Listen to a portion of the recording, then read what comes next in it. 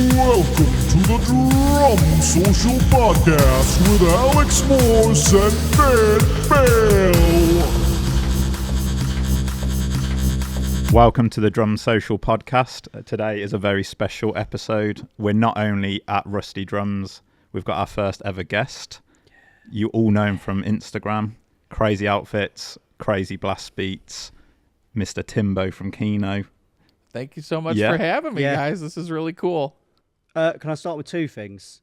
Go ahead. The first thing, Tim, we've got issues with saying people's names. We always say Neil Peart. It's Neil Peart. That's what I've heard, yeah. Sometimes we say, who is he? Freddie Krueger? Yeah. No, Freddie Gruber, yeah. Yeah, I say it wrong. Tim Baltes? Baltes, yeah. Baltes. Baltes. Yeah, I bottled it.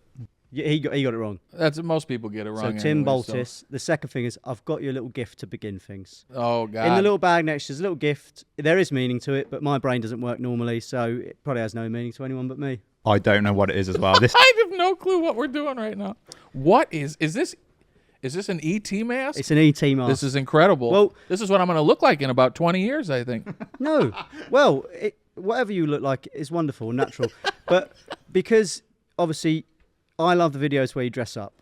They're incredible, which is why I'm dressed as a dinosaur now for the listeners. And the other thing is you are undergoing a move, looking for a new home. A lot like E.T. loses his home and has to re-find it. So are you, in a way. And I wish you luck on that journey, but we'll get into that later. This is the most, you have a lot of thought. This is the most thoughtful, ridiculous gift I've ever, it's a ridiculous gift with beautiful thought behind it. I didn't know what he got. I'm like the dad at Christmas, where the mom has brought the presents, and I'm just, no worries, son. Yeah. Enjoy that. I maybe went too hard on the dinosaur theme as well, because the gift bag is a dinosaur gift bag. Love but, it is. Well, thank you very much. That's very kind. Where do we begin? Tim, do you want to give us a quick, brief walkthrough of your life as a drummer? I know for a fact that you started playing drums because you told me when you were 15 years old. Yeah. So, I started when I was 15. I'm turning 35 on Saturday, so we're talking 20 years now. Started off in Kenosha, Wisconsin. Now we're here in Mark Jeff's beautiful Rusty Drum Shop. Yeah. Hour and a half north of London. And I've been to every drum shop in the world, just about. And this is the best one. It's insane. I have a lot of friends who own those drum shops, so I hope they take that with a grain of salt. But this is the most immense vintage drum shop I think that I've been in. It's overwhelming in the best way. Yeah. So first of all, just wanted to say that, and thanks for Mark for letting us film in here. 100%. My history with drums is I started playing piano when I was 8. And then at 12 years old, I started a punk band with my buddies from church. It's a great place to start a punk band is the guys at church. And I show up at band practice, and one guy's got a PA to sing. Another guy's got a drum set to play drums. Another guy's got a guitar and a guitar amp. And I show up with my keyboard. And they say, well, you can't play keyboard in a punk band. Go get a bass guitar. So I beg my ma. She gets me a little bass guitar, and off we go. Started gigging right when I was 12. And then at 15... I'm playing bass with some other guys, but we couldn't find a drummer, and so they said it was the same thing. Well, we can find another bass player. That's easy, but you can kind of play drums, so why don't you go get a drum kit? So I bought my first drum kit from a buddy at high school for $10, and a little CB, wine red CB kit. Did you have a wine red CB? That was my first drum kit. You got to be kidding me. Right? As soon as wine was mentioned. Yeah, because we talked about this, right? What a mental colour choice for a kid's drum kit, essentially. We're going to wine red. It's wine red and it's Foster's Blue. That's a beer. But I know Foster's. I know. That's so. Even to this day, me and one of my best friends, Sahan Jayasuriya, he's a drummer and a music journalist up in Milwaukee, Wisconsin. Well, not up anymore. It's way west in Milwaukee, Wisconsin. And we always joke about CB drums and wine red drums because see, this is our theory behind why wine red is popular. Yeah. Is because parents look at it and say, "Oh, that kind of looks classy." Right. See, that's what I think. But really, the most god-awful color for a drum set. You can't look cool at any gig with that thing, I think. I reckon I looked cool. What do you mean? Maybe it's the costumes that help tie it all together. I don't know. So what was the punk band called, by the way? So when I was playing bass, it was called Francophone. Okay. So which is fitting. Yeah. Moving to France now from just north of Chicago, and the first band I played in Francophone, meaning French speaker. So You planned it all along. I guess so. It just worked out. So yeah, played in that, and then I've been playing for 20 years. Went from playing out live to in my mid-20s. I quit playing out live because I was in a band with some guys one guy I really didn't get along with, and I had just gotten sick at the time, so my energy levels got real low. So I moved to playing studio stuff right out of the basement where I was living, and it was more fun. It paid way more money, and I didn't have to move drums ever. I could go to my day job, come home, all the mics, everything was set up, so all I had to do was turn on the computer, hit record, and I'm getting paid and having fun. So is this connected to the like Disney, Fox, and I want to say Zynga? Zynga, yeah. So all that stuff, I've recorded drums for the music for Disney shows in Japan and the cruise ships. It's like background music. How is that happening? How does that come about? Everything's Instagram, dude. And this was you'd already had the Instagram at that point. I was on Instagram when it was just photos. Right. So that's actually how I first started connecting with guys in the UK. I was posting vintage Ludwig pics and this sort of thing, and that's how I got connected with Coxie, Joe Cox. Yeah. So Joe Cox drums, another incredible drum restoration expert, drum tech, drummer here in England, very, very good friend. And we met because of this. He was posting his stuff on Instagram. I was posting my stuff, and he was one of the first dudes I started following. That is excellent. Yeah, crazy. And now, we've hung out all across the U.S. When he would come to, first time we met was down in Chicago when he was with Bob from Catfish and the Bottlemen. Mm-hmm. And then when they were in Milwaukee or Chicago, we'd hang out. And then years later, I was out in Portland, Oregon in 2019. Sure enough, him and Bob came touring through town, and we were able to hang out there. I watched Bob like 2 weeks ago. He plays for Ben Howard, who is an artist that I like, but just insane. Such a good drummer. Bob's great. Yeah. But should we move on to your social media and how you built that? One second. Okay. You've noticed I've got clipboards, all right? This is a professional operation. We've got clipboards. I had to make a note written in a blue pen. Don't like blue pens, but I had to use one anyway. The Revival Drum Shop, 2019. Yep. I've not got the year written down, but I do have a note that just mentions the people you played the 10th anniversary with. That was insane. One of Alex's favourite drummers and one of my favourite comedians. Can you please walk us through what's the hell happened? Dude, that was ridiculous. Jose, he's the owner of Revival Drum Shop, incredible friend, mentor, and he's given me so many opportunities while we've known each other. And so it started out I had a couple buddies who owned a drum shop, and they wanted Jose invited them out to kind of learn how he does what he does. And neither of their girlfriends at the time wanted to go out to Portland with them. So I get a phone call and they say, "Hey, you want to come be our girlfriend for the weekend?" I said, "Yeah, let's go do it." So we all flew out to Portland, and my buddies, they learned what they learned, and then mainly at night, they'd be hanging out, and I would hang out with Jose. But I was hanging out with Jose and talking business a lot, just one-on-one. And so we really connected, talking a lot about social media, how this is going to change the way, at the time, how this was going to change the way that drum shops, kind of market themselves, how drummers are going to be able to market themselves. And that relationship turned into, in 2019, I quit my corporate job, went out to NAMM in January. I drove all the way out to NAMM, and then I drove from Southern California all the way up to Portland, and I actually stayed in Jose's basement for a while. I stayed in not against your will. No. Just checking. No, so basically half the people that work at Revival, I've lived in their basements.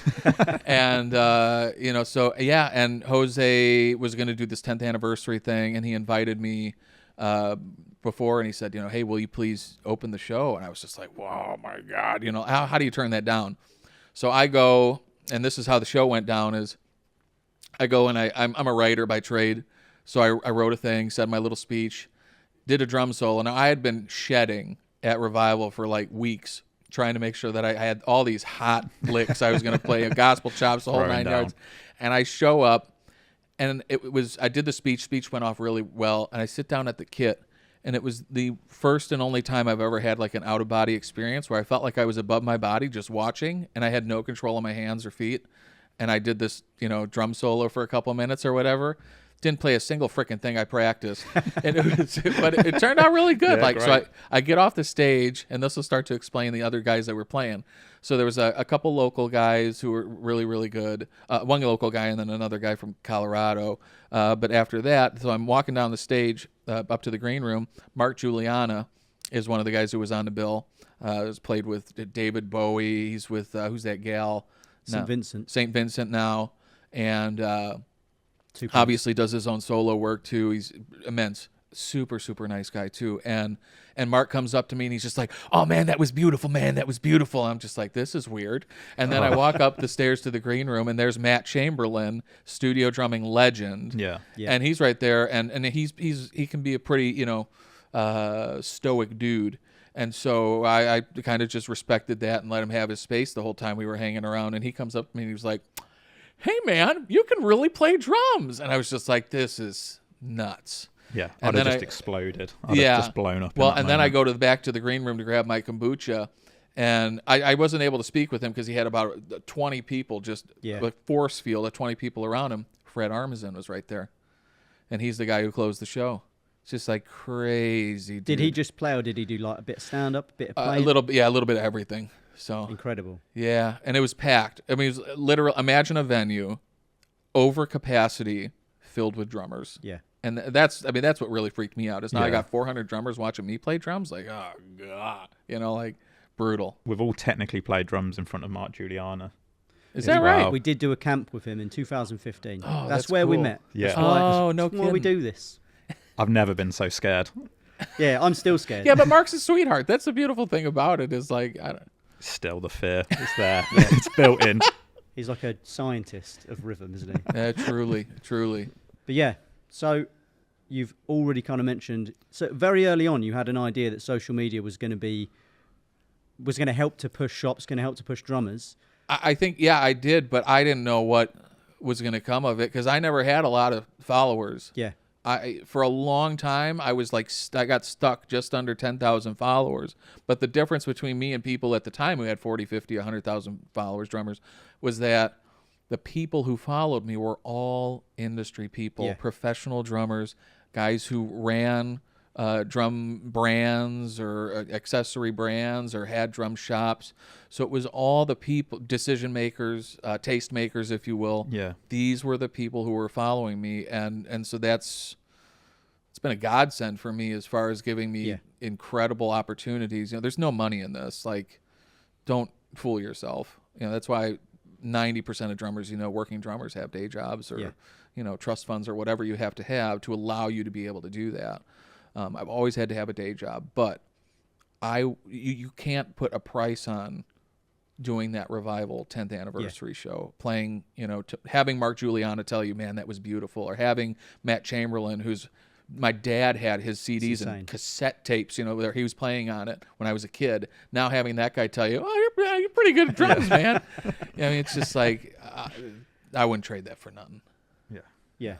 Well, I think we can move on to social media now, can't we? Fully inside of it.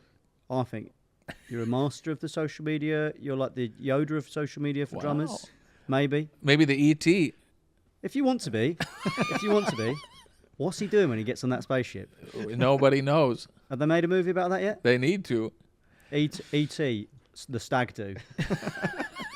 Anyway, we sent you some questions before we did this, and a lot of them were about how younger drummers can use social media to essentially, I suppose, build a portfolio for themselves and advertise themselves out into the market. Yeah, I kind of think anyone, like, not even drummers, but just helping increase social media or how to kind of tackle it, because it's in all of our lives now. Yeah. The context that I always think about it in is drummers, because that's the people who I generally work with. And you can apply this to any hobby, any passion, any work. And so what I generally tell people is, in the drumming space, this is basically as important, or musician space generally, this is as important as LinkedIn for professionals. And so the way that Instagram in particular works, it's much more effective than Facebook or TikTok. Instagram is basically our LinkedIn. So when you go to a drummer's page, you should have some really nice videos of you playing that either show, if you're a performance-based drummer, show the way that you perform. If you're a studio-based drummer, show the sounds that you can create. You know, whatever your niche is, highlight that so that someone can come there and really understand who you are based on the little bit of text you got in some videos or whatever. And then they can connect with you or you can connect with them depending on what you want to do. So young drummers, another thing I tell them is you don't have to have thousands of followers. You just have to connect with the right people. So if you have that page up with some good videos, some good little text in your profile, then start to just cold call, cold message people that you are a fan of, that you think you might get along with on a normal, level, like as a human, drums aside, and just find those people who eventually whose work you can champion and who also champion you. Yeah. I've had Mark is a perfect example here. We've had a working relationship for, Mark, what do you think, about 10 years? And so probably about 10 years now, I sold him just tons of drums. And, I get to make some money. So good. He gets to make some money. Yeah. And we build this relationship. And now, like I mentioned earlier, I move into France. He has been an incredible friend through this process, helping me move my stuff and my wife's stuff over here. Yeah. Going to help me get our stuff from here over to France. And, when this opportunity popped up, we started talking. I thought, here's an opportunity for him. He'll be doing a podcast with you guys.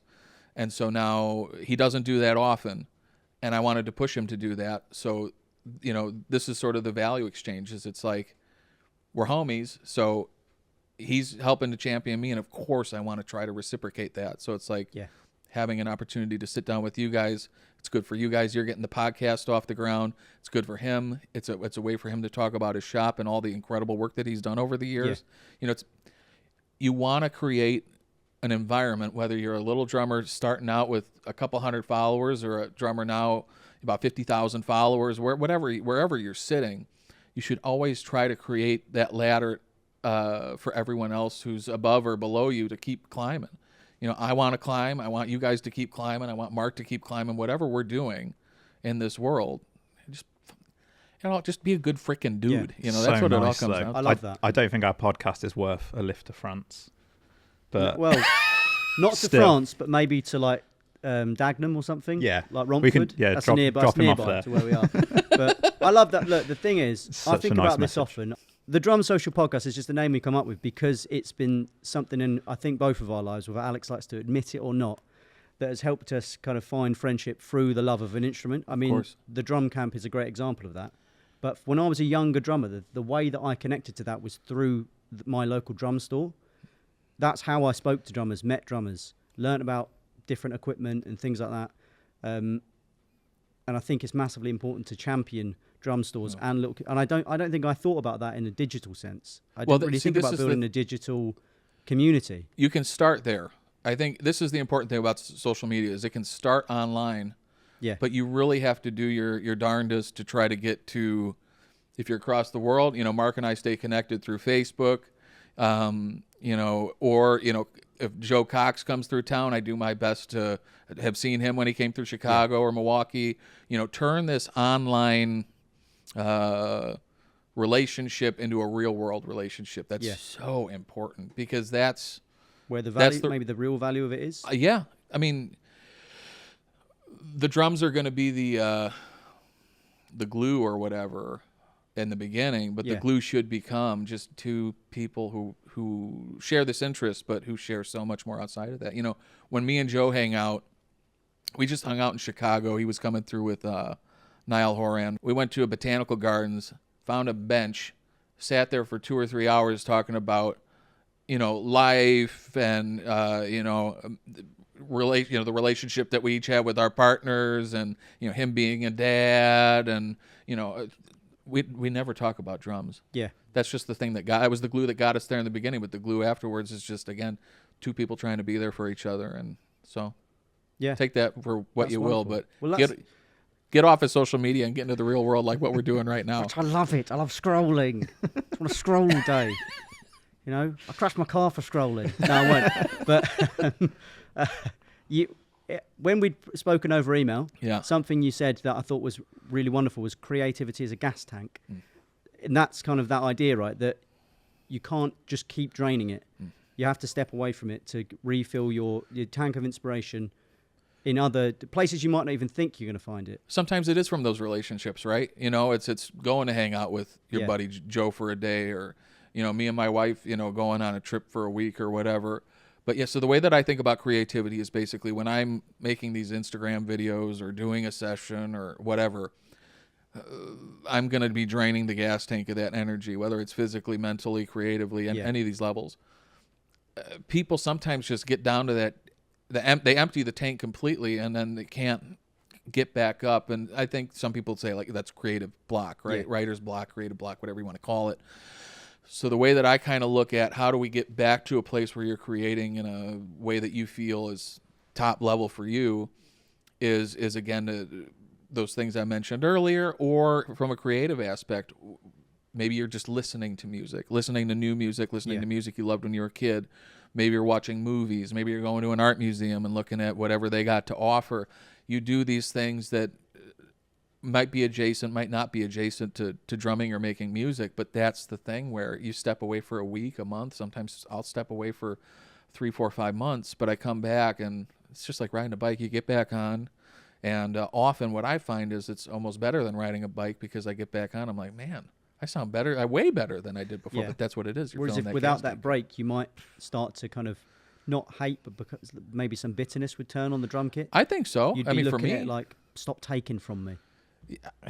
And then you might hear the drum kit in your head, and it would say like, don't have a go at me, mate. Where have you been all day? I have to go to work so I can reskin you. Sorry. wow. We're skinning now. My we're drum getting kit can into speak. Dahmer It's a 22, territory. 12, 14, and a mouth. Specifically on your social, that's mental advice. I love it. Yeah, really Feeling good. inspired already. But on your social media, the conscious decision to do things that reached outside of the drumming community, things like dressing up as the dinosaur, the chicken, playing to like known, popular songs. This is I thought it was where madness, but it's an actual strategy, and there is a strategy in this. I've talked with one of the people who really helped me understand how all this clicks together is Kurt Piscara. Younger drummers might not know that name, but Kurt's played for Tom Petty, Johnny Cash, Elton John, Mick Jagger from the Stones. I mean, I could go down the line and All the big have names. dozens of household names. And Kurt tried calling me on Instagram one day, and I was like, was this an accident? Is this just like an older dude, just like, I don't know what I'm doing with my technology. So I sent him a message back, and I was like, hey, I don't know if you meant to call me, but here's my phone number, whatever. And he calls me, and he's just, surfer dude. Hey, man. I love Kurt, man. He's so cool. And, we just get to chat. And then what he said was, even though this might be silly when you first see this stuff, you can also, I do a lot of videos where I'm playing death metal drums, blast beats, very fast drumming over classic songs, whether it's something silly like the Chicken Dance or the Dinosaur, or what's that, Jurassic Park theme song. So good. Shrek edits, this sort of thing, songs from Shrek. Even though these are some of the silliest, stupidest videos you've ever seen in your life, general viewing audience who have never talked to a drummer in their life can get a laugh out of it. But also then, if you're a drummer, you can tell, well, this guy might not be too bad because he's really playing fast. So there's like a dog whistle. There's your dog whistle for the drummers to really tune in. And those videos this is where the strategy is. You get so much visibility. Those videos get 200,000, 300,000, 400,000 views a piece. They're shared 10 to 20,000 times in people's stories. A lot of them are me. Yeah. I send them to everyone. You have to see. But this that's Shrek what's video. beautiful. It's like, and you never know who they're going to be sent to. A buddy of mine just sent me. He's played with Tommy Stinson from The Replacements, an old punk band, and he played in this band Limbeck, which was very popular in the American Midwest. And the band has a group text chat, and he's like, "Hey, this guy in the band just sent me your video, and he didn't even know I knew you." Like, this happens all the time. Mark had a buddy who sent him one of my videos, didn't even know that who I was, or that we were friends, or that I was literally going to be staying in his house for a week coming up here. You don't know who's watching. So that the big visibility video brings in the audience and raises my brand awareness, if you will. So then when I do get connected with drummers or people who hire drummers, then they're going to be into the content that only gets 10,000 views, where, I'm playing real music. Yeah. I go from being the silly drummer to a real musician. Yeah. And that's where, again, rubber hits the road, and hopefully it yields, whatever it is, a friendship or a studio gig or, consulting work. I do a lot of marketing, copywriting. I build websites. I do all sorts of different stuff. So any of these connections with people might yield good things. I'm going to phrase this like I'm caring about little 10-year-old Johnny who's like, I want to get some Shure mics. I'm not sure what ones. It's really for me. Maybe top three tips for young drummers or young anybodies that need microphones in their lives. Maybe just a young boom operator who just wants to get into boom operating. Just recording tips for young. Well, not even young. Just people that have started Anybody's out. getting Anyone into that just start out. So okay, That so could have been a lot shorter, couldn't it? That's going to be longer than this bit. Everyone agrees. If you want to get started in recording, especially drums, there's one really, really easy way to do it if you don't want to deal with mixing and you want to start making videos, the Yamaha EAD10. Everybody's using it now. You can find ways to record easy and make videos. It's super, super easy. You want to go up from that, spend a little money, look at things like Focusrite makes a nice mid-range interface. If you need to go cheaper, Behringer makes a ton of great stuff that's super, super inexpensive. And with microphones, Shure 57s do everything, and there is a copy of that microphone. They go under different names. Stag makes them, which is an EMD product if you're in Europe. If you're in the US, there's a brand called Pyle, P-Y-L-E, that makes these microphones. It is literally, there was a factory that were printing fake Shure mics out of China. They got a cease and desist, and then Pyle and I think Stag, or EMD stepped in and said, hey, those are pretty good. So now you can get these mics, a little changed, but you can get the same sound quality as a $100 Shure for $15 or $20. It's incredible. 15 or 20, I think 18 pounds for a mic, come on. Yeah. And I've had, what's beautiful about going with these cheap microphones is I know they sound good. So I had a student once who had a very, very bare bones budget, but wanted to do a full record. He wanted a bunch of mics on his drum set. And I have a pricing list for my students of sort of, here's good, better, best, mics, interface, software, everything. He went with the cheapest of everything. And I'm like, wow, this is going to be a test, because if this sounds like garbage, then I'm going to be in trouble here. But I trusted in the system. He bought everything cheap. He had a bunch of these, 8 of these cheap $15 mics. And it sounded like 90% as good as my recordings. Yeah. It really sounded wonderful. So, you can That's do amazing. this. Yeah. Your students, how does someone become your student? Instagram. This is all Instagram, man. I mean, I get messages from, I got kids that are local who will come to me. Like that guy was from Milwaukee. He had just finished high school, would drive down to my house in Kenosha, once a week, and we would do that. Or, I've been fortunate to even, I've done video calls with Phil Collins' kid, Nick, trying to teach him how to make his snare drum tone better on recording. So I want to shout, what do you mean? But I'm going to not shout. I'm just going to say, what do you mean? About what do you mean? So he went to his dad. He went, you're Phil Collins, so forget you. I'll tell you what, there's someone better I can call. Can you imagine the shut up, Dad? I wonder the ape costume. I wonder the same thing. Nick is such a kind young man. You could tell this kid's got a good shoulder on, or a good head on his shoulders. What was really striking was that right away is, now his dad is worth literally hundreds of millions of dollars. He's sold a bajillion records. Truly one of the most prolific musicians of our era.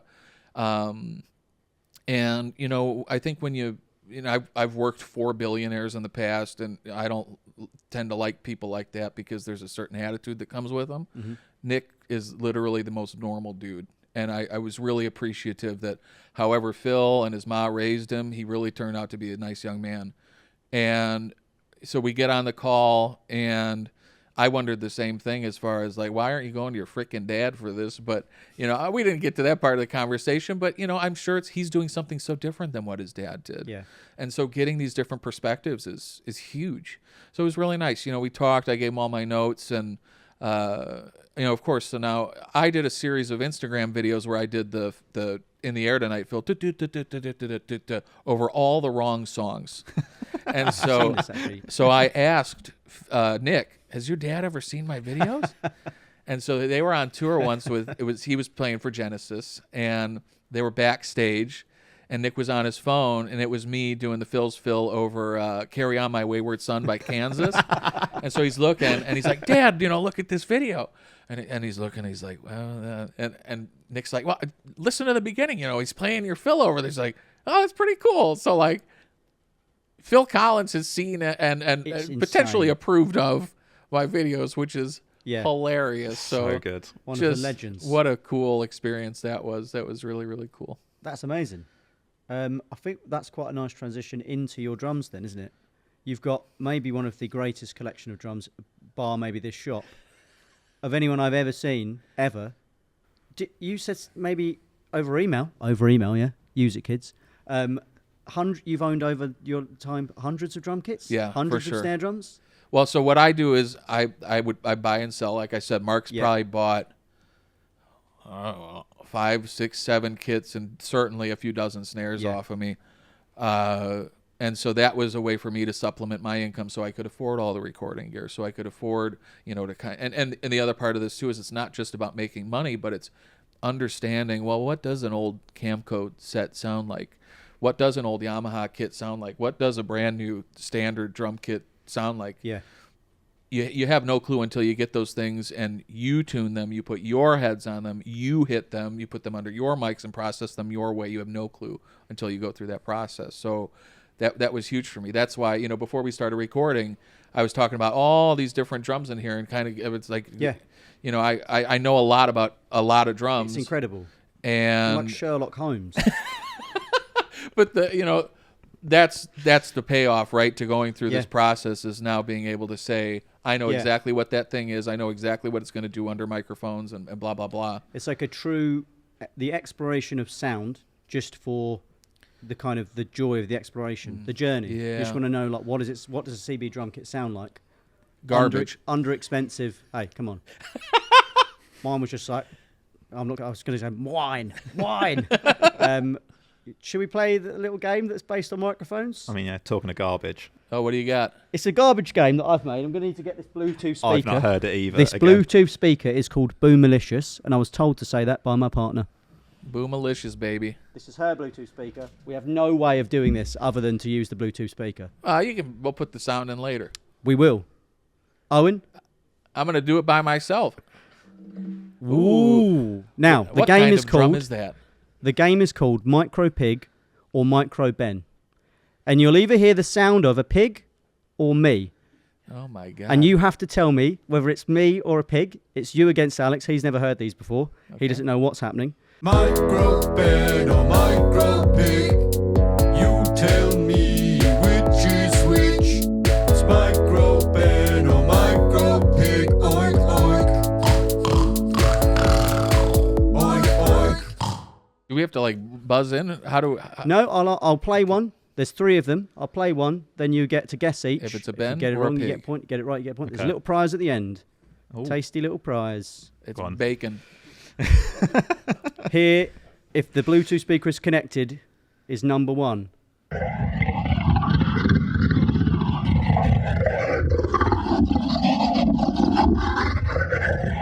It's long. You can go first if you want to guess. Listen, if there's a frickin' phaser on it, that has got to be a Ben. There is I'll tell you what, they're all going through the same chain. So there's a phaser, there's a pitch shifter, there's a compressor, 3 EQs, and something else is in there as well. But that's all number right, 1. if that's the case, I'm going to go with pig on that one, I think. I'll go Ben. The point goes to Tim. It's a pig. I am a Wisconsin boy, you know. You're playing against a real one over here. Okay, so that's 1 to Tim. You're not doing so well. Here's the next one. This is number 2.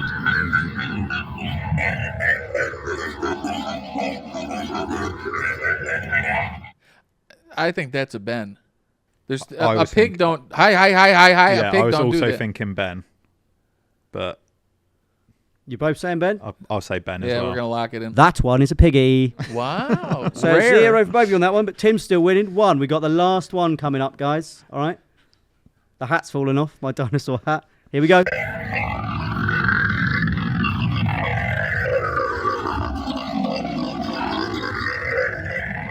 These are the most incredible pig noises I've heard in my life. By the way, Do you know what I mean? they don't even sound like a freaking pig. Also, I forgot to tell you all. Because I had to record mine, I didn't set a microphone up to do it. I did it through my Mac speakers. My dishwasher's also going on in the background of anyone that involves me. Why is this my life? That's got to be a Ben then. That's got to be a Ben. You think? You I wanna would go think pig? Ben, but then I've got to go pig. Well, yeah, to then get some someone's going sort to of lose. Yeah, all right. So I'm Ben. He's got pig. pig. It's me and a pig. You're both right. You guys Well, both get a point. all right. So it's take me that. mixed with the pig. Let's hear it one more time.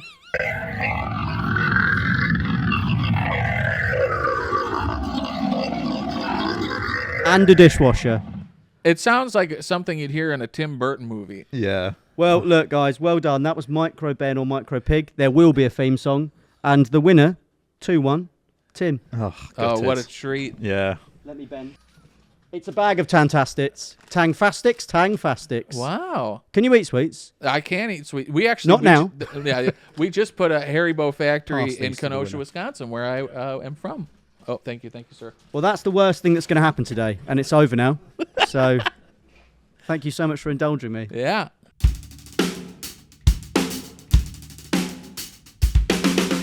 On a serious note, obviously drums has probably helped both of you cope with sort of physical and mental journeys that you've been on. I don't know if that's something that you want to either of you but open up about. I think we've had two very different health experiences. I think we have.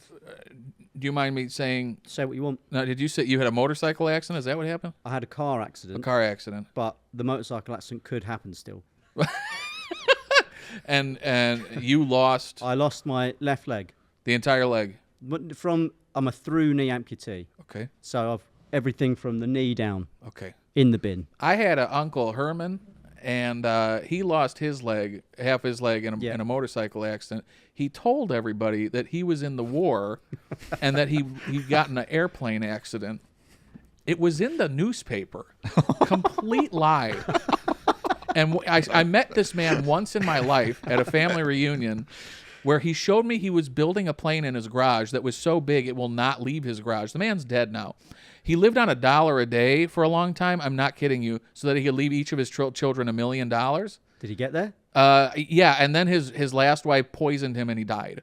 But the Why has he not got a TV show? What Herman, do you mean? dude, freaking great Uncle Herman. And so when I met this man, he has shorts on. It's the summer, and he twists off his aluminum leg, gets a Sharpie out, paints a dog on his knee that is left, and then he just started barking like I was like 7, at the time, and I'm like, this is incredible. Yeah. This man has a knee dog. They teach us that in the physio. So that's when I heard you talking about your knee, I was like, this is that is Herman incredible. reincarnate. That is incredible. But Did he get free stuff? Was he like, I was in the war and everyone's like, free drinks for you I'm then, pretty Herman? sure that people hooked him up because of this. He was The a salutes that character. you'd have to give him as What well. a man! Yeah. What a man!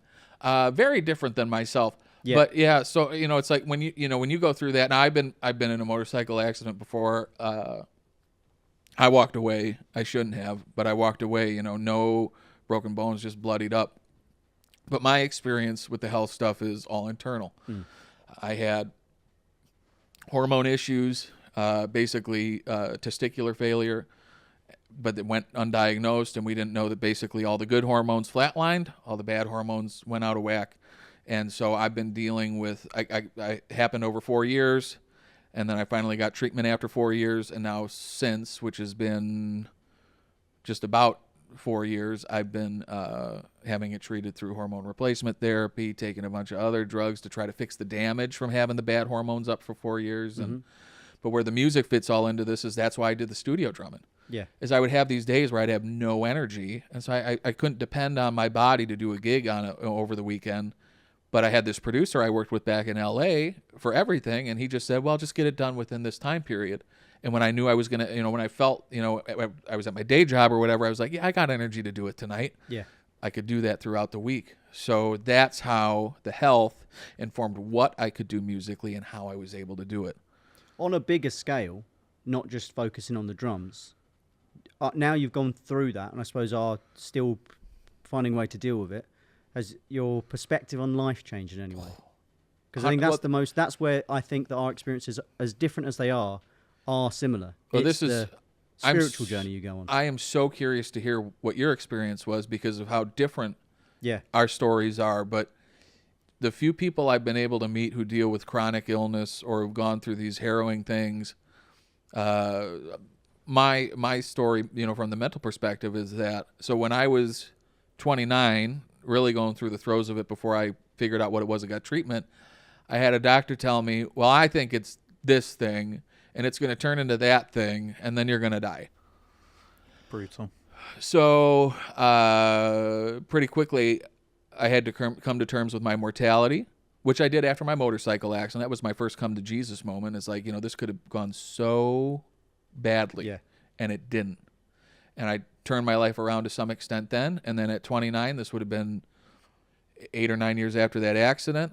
Now this doctor's telling me this is, you're going to face the end here, buddy. And so I totally changed my perspective on life and how I want to live it and how drums fit into that. All these things. Yeah. And, a year after I went through that would have been when I met my wife now. And I think before... Sorry, I'm getting a little emotional, but before all that happened, it's like I did focus on music a lot. It was the one thing I wanted to do. And you learn that, for me, I learned that whatever I've done is enough. Yeah. I'm at a point now where, we're in the middle of a move to France because I want to just have time with this person I love. Yeah. And it's those little moments, even if you have a day job, which is what's going to be my story. I'll have a day job. I am literally just happy to come home at night, to be together, to go out to dinner, have a weekend putzing around the town. Yeah. It's those little moments that mean so much more than sitting behind a drum set, being on a gig or anything else. Yeah. And I don't know that I understood that before. Really fully comprehended it and really felt it until going through that. 100%. I couldn't agree with you more, Tim. Yeah. It's the things that are every day you forget to take in their magnificence. They feel like, of course I get up and there's a cup of coffee with my partner. That happens every day. But the thing I can't get is the thing I want, and I'm chasing it. And that's where my focus should be. But then you forget, I didn't make the coffee this morning. You know what I mean? You don't have the hour with that person. And that's really the thing that, I suppose it's this trifecta of everything you've spoken about, of balance, life balance, finding a way to be creative that works for you, and valuing the things that do matter, remembering that they do matter. Yeah. That's wonderful. I'm going to give you a hug when these mics are out the bloody way. Yeah, freaking A, huh? Do we have a tissue somewhere? Yeah.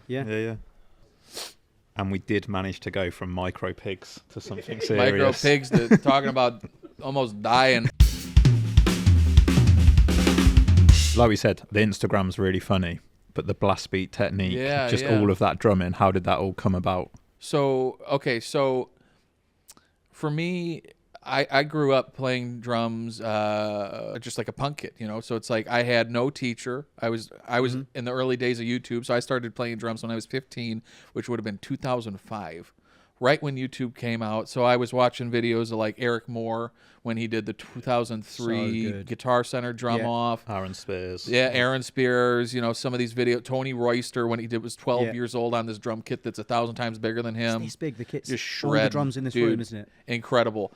So it's like these are the videos that shaped what I wanted to play. Yeah. But I had no one to show me how. So when I was 21, 22. By that time I was basically just playing like death metal, technical death metal, that sort of thing. So the last gig I had, I think I was 22. I was like, triggers are stupid. And I had triggers on my kicks, but I was still playing very powerfully. And on my, especially, I never had them on the snare drum. And so what I would do is I had Vader Fatback 3As, which is basically like playing tree trunks. Literally, I heard this, right? And it blew my mind because I got a pair of them and they're like tree trunks. They are, truly. How did you do this? I don't know. So, well, I'll tell you why it don't work. So I was playing Vader Fatback 3As, real thick sticks. I had a Evans hybrid head-on snare drum, which is like, it's bulletproof. It's Mylar, which is a Kevlar derivative, like bulletproof material derivative. And tensioned really high. And I played blast beats, which is just basically a single, rolls, single rolls. And I'm doing that for, 40 minutes for a set at 240 to 300 BPM. And rim shots, mostly rim shots because I wanted that tone, even though we're playing at a bar for about 30 people, So after that set, every joint up every single finger on both hands was throbbing for like 3 days. It was nuts, and it was so scary. So I'd tell the band, I said, guys, I can't do that anymore. And I took a break and I studied with some of the best drum instructors in the state of Wisconsin. Dave Bayless, which is this dude who teaches at the Milwaukee Conservatory of Music and at University of Wisconsin Parkside, which is in Kenosha, and one of his students, Paul Westfall. And Dave, man, he totally reshaped the way that I hold and throw a drumstick. And so technique-wise, what I'm doing is I'll switch between French grip, which is all fingers, kind of straight down the line. On the other side of things, German, which is all the wrist, and then American in the middle. And I like to look at each of these different grips as a tool. And if you practice all of it, then you know that you're going to have power throughout the range of motion of the wrist. And so now if you watch a lot of my blast videos, you'll see that I switch between the three different grips and where I'm pulling the power from.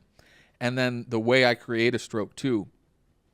So the other part of this isn't just grip, but you have the throw. So I will do singles, especially with French grip. It's so easy to get the speed out of the fingers. But if you need the power, that's where I bring in molar. So I can use the power of the wrist again, but I can get all that speed. So a good example of this is I just did that. There's a song, something of life.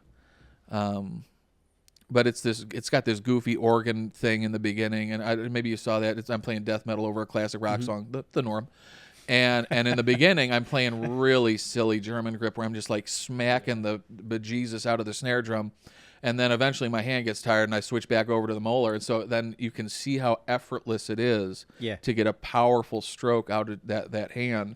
So that's where it is. Wrist, getting the wrist right, then learning a stroke like molar or throw catch, which is basically I call it the punk rock molar.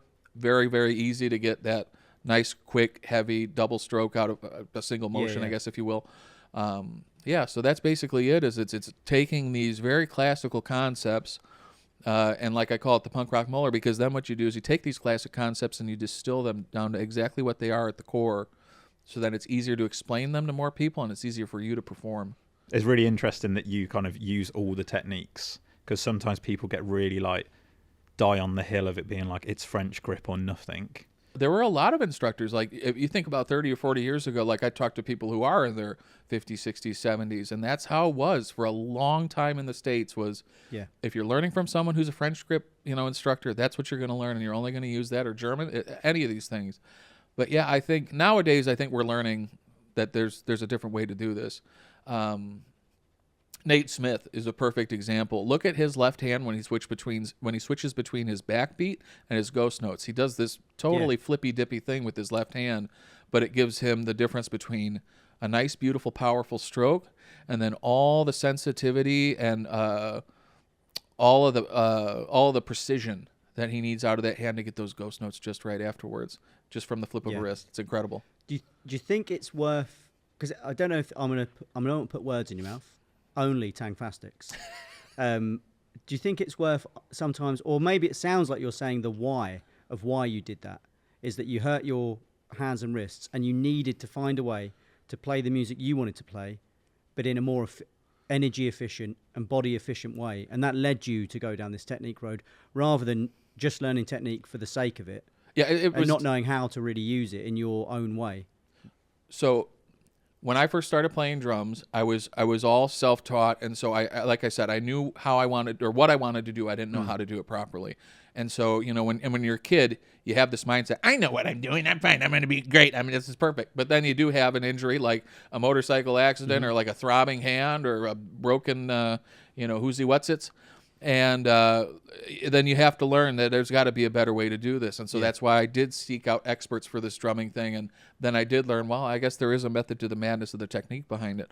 And so now, even though it's hard to convince younger drummers that you have to do this, I have those tough conversations. And most of the time, when you tell a story like what I've been through, then these younger drummers understand, well, I guess, if I want to play drums for 30 or 40 years, I got to take care of these hands, and this is the way you do it. You learn these classical techniques, adapt them as need be.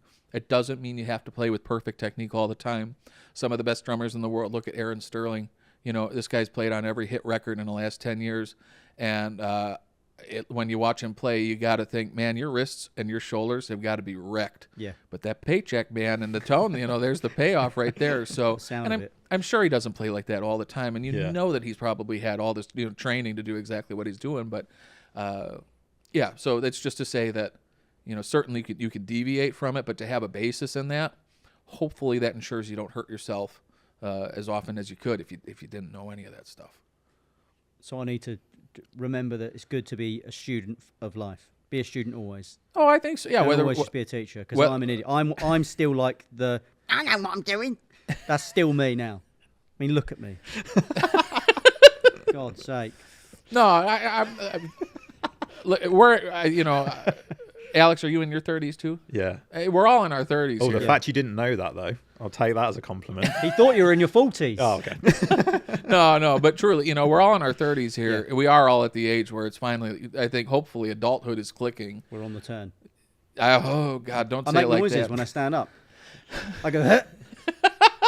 You're there, but the point is, is hopefully by your 30s you are in a place where you can kind of let some of that go and then take a minute to think about exactly what you're doing, whether it's whether you're trying to cook bratwurst on the grill or trying to do blast beats on your drum set, and then you have a little bit of forethought. Would you ever cook a sausage on a drum?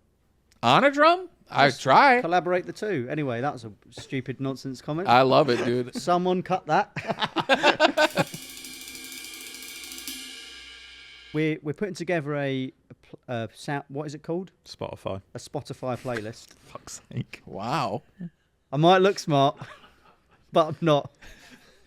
And every drummer that we speak about, we'll add songs from the drummer that we like into the playlist, and we thought we'd ask you for 3 songs that you might like to add to the playlist and why. And it's just, I don't even remember what the heck I said. I can tell you what you said. Yeah, why don't you tell me what songs I emailed you about a while back, because I'm not going to remember. Email, kids. It's the future. First song, The Japanese House, Swim Against the Tide. This is a total drummer song, and it's fitting that we're here talking about this because one of Mark's best friends and biggest clients, because he's got a drum addiction, and I'll say it right here, is Freddie Sheed was the drummer on the track. He's worked on a lot of music for Japanese House.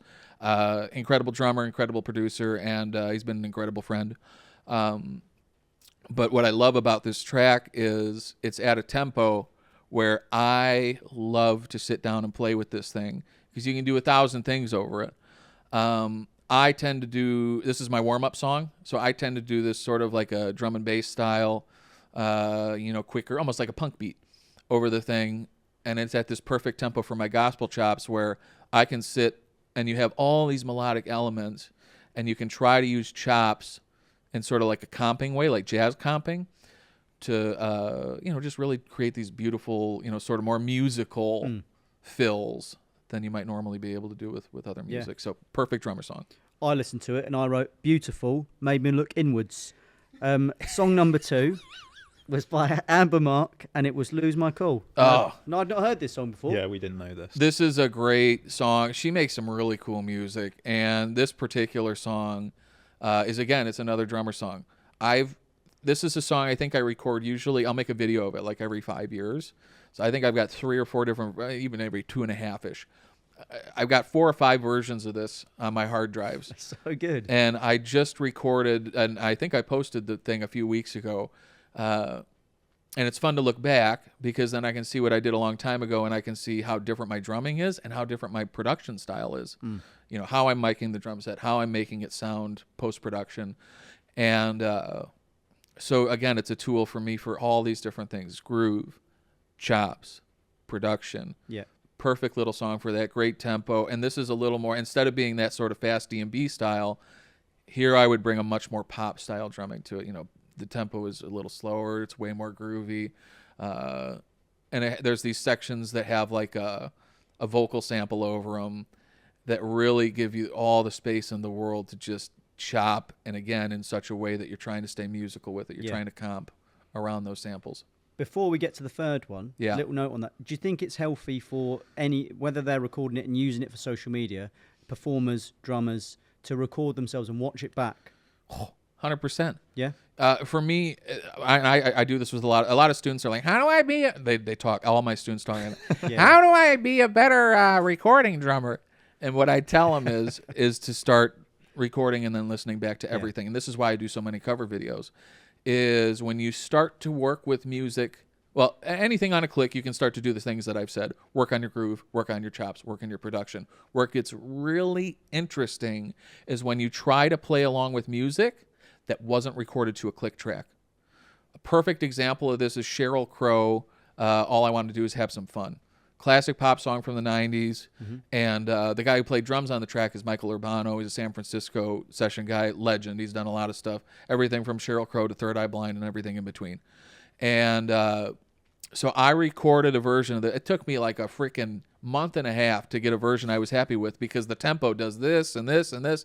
And sometimes it'll be like, you'll be at the end of the verse and it's like 1, 2, 3, 4, and 1, 2, and there's just that little, one note that's just, I don't know what the hell. I remember somebody got stung by a bee in the session and they, but so I recorded it. I was happy. I posted it, and I tagged Michael, and I said, Michael, how the heck, I don't know, maybe it's a phone call or the post or whatever. I said, Michael, what the heck? How did you track this thing? Because it's all over the place. And what he said was, I just listened to the vocal and the acoustic guitar, and I used that as my sort of grounding point. And that was the thing that kind of helped drive the song and made it feel way more consistent. Yeah. And this was the same thing I did, is I found 2 different grounding points in the song, and that was my click track, or my way to learn where that tempo is going to be. So it's a powerful tool because, you're going to learn the form and the arrangement, but that tool of learning how to play in time at such a minute increment, you can be way better at, if you want to learn how to most people play ahead, they kind of rush everything, but in a pleasant enough way. You can learn how to pull back to right square on the beat.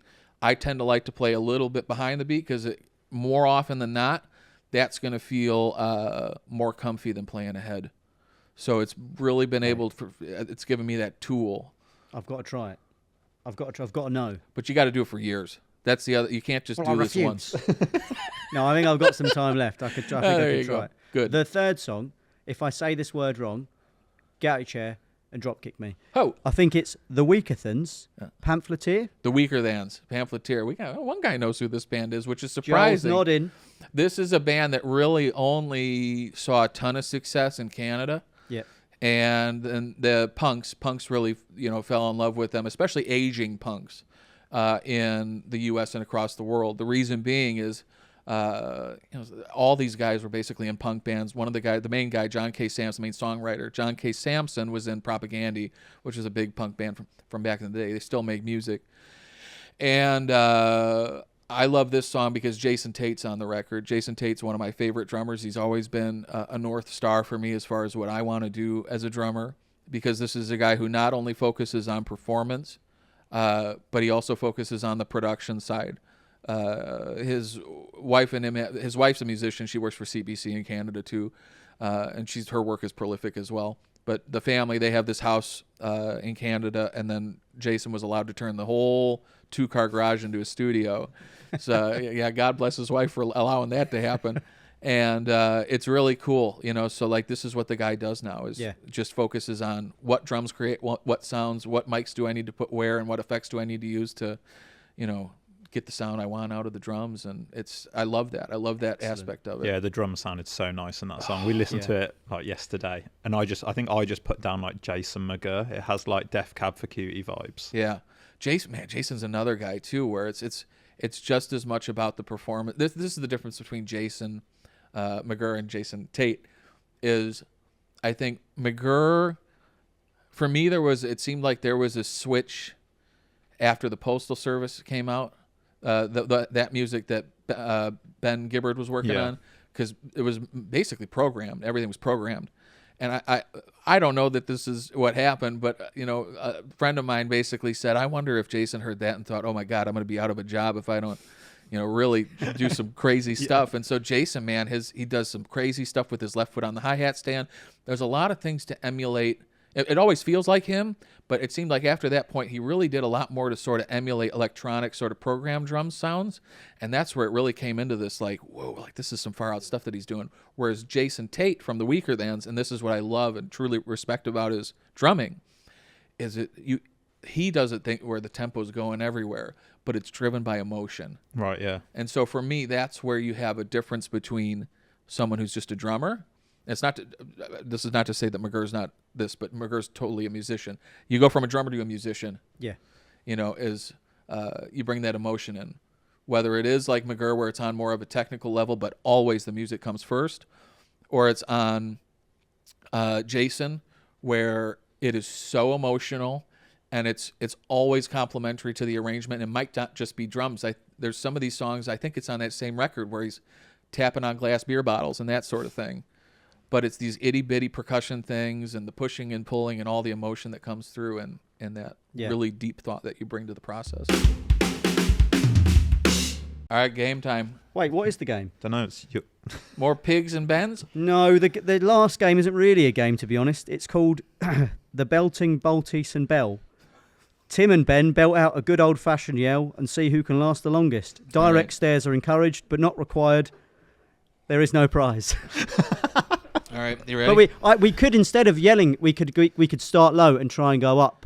I can't do. I can hold a single note pretty good. What note do you want to hold? I'm not gonna determine what that note is. It's Should we gonna just be go? sour either. We're gonna be sour. How loud either are we way. going Are to you go? staring into cameras? No, I think it was At each other. Okay. I don't want to win this. Do you want to wet your whistle before we go here? I'm not. I'm just gonna sit. Okay. I'm not. You're not gonna participate? No, it's between you two. Are the Oh, I wild thought boys. it was Alex. Oh, No, you're doing this? purely because of the alliteration. I'm Ben Bell, you see. So Well, I I'm the thought Bell you said element of Alex. I apologize. He's Alex Morse. All he can go is. Please stop, Ben. Please help me. Do you want to wet your whistle before we go? Wet my whistle. Yeah, drink something or No. no? He's doing the. We're I okay. shout. I shout dry. This guy's ready. Okay. You want to give us a 4, 3, 2, 1, and then we go after the one? Oh, but do it in French. Un, deux, trois.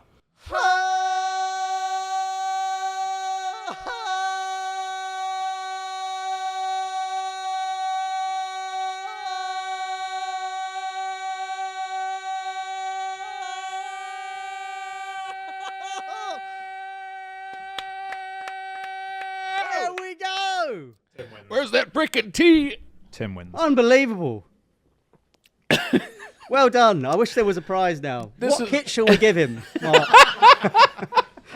This is why I play drums. That's why I don't sing no more. Come on. Imagine that in a band. Oh my God. It's a little double bass. Someone's on the horn section, pianist, called Jazz Cat, and then it's just us two, that note. Every song. So in the Midwest when I was 17, 18, there were a bunch of these metalcore and death metal bands that would play gigs together. It was really cool because you'd go into rural Wisconsin at this point, and you play in the middle of nowhere, and they would fill a hall with like 200, 300, 400, 500 people out of nowhere. It was nuts. And so we'd always go and gig up there, be the same kind of group of bands.